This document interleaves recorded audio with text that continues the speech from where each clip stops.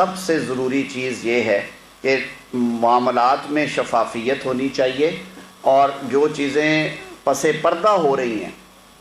ان کا کسی طرح سے شائبہ، دور کا شائبہ بھی نہیں آنا چاہیے کورٹ پروسیڈنگز کے اوپر۔ تو اس حوالے سے آپ سے گفتگو، آج ہم بیٹھے تھے تو آپ سے بات ہوئی کہ جو سیاسی معاملات ہیں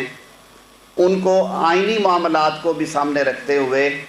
اتنے کلیئرٹی کے ساتھ اور شفاف طریقے سے ہونے چاہیے کہ عوام کا اور جو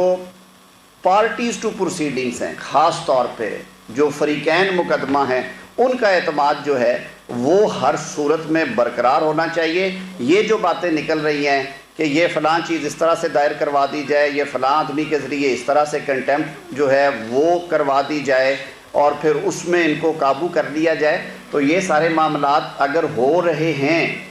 اور یہ سنے جا رہے ہیں تو پھر وہ جو ٹرسٹ کا لیول ہے وہ کہاں پہ جائے گا؟